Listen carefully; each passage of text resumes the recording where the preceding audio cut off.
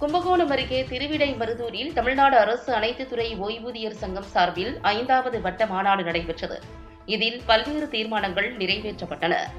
கும்பகோணம் அருகே திருவிடைமருதூர் தாலுகாவில் தமிழ்நாடு அரசு அனைத்து துறை ஓய்வூதியர் சங்கம் சார்பில் 5வது வட்ட மாநாடு MAP மண்டபத்தில் வட்ட தலைவர் சிவராமன் தலைமையில் நடைபெற்றது. இதில் மாநில செயற்குழு உறுப்பினர் சங்க கொடியேற்றி மாநாட்டை துவக்கி வைத்து சிறப்புரையாற்றினார்.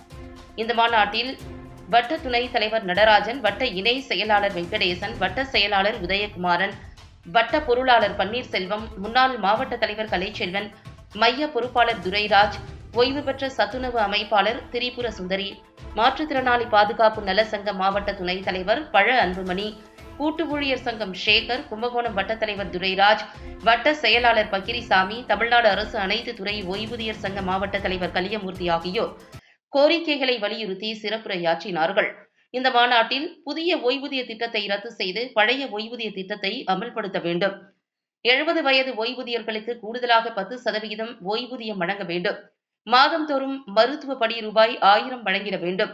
கம்யூட்டேஷன் காலத்தை 15 ஆண்டுகளில் இருந்து 12 ஆண்டுகளாக குறைத்திட வேண்டும். ஓய்வூதியர்களுக்கு மருத்துவ சிகிச்சை திட்டத்தை தமிழக அரசே ஏற்று நடத்த வேண்டும். சத்துணவு, அங்கன்வாடி, வருவாய் கிராம ஊழியர்கள், வனத்துறை காவலர்கள் மற்றும் ஊராட்சி எழுத்தாளர்கள் உள்ளிட்டோருக்கு குறைந்தபட்சம் ஓய்வூதியம் ரூபாய் 7,850 வழங்கிட வேண்டும். ஓய்வூதியர்கள் இறந்தால் அவர்கள் குடும்பத்திற்கு குடும்ப பாதுகாப்பு நிதியாக ரூபாய் 1,50,000 உயர்த்தி வழங்கிட வேண்டும். தொகுப்பூதிய பணியாளர்களை பணி நியமனம் செய்வதை கைவிட்டு ஏற்கனவே நியமிக்கப்பட்ட தொகுப்பூதிய பணியாளர்களை காலமுறை ஊதியத்தில் நிரந்தரம் செய்ய வேண்டும் உள்ளிட்ட பல்வேறு தீர்மானங்கள் நிறைவேற்றப்பட்டன.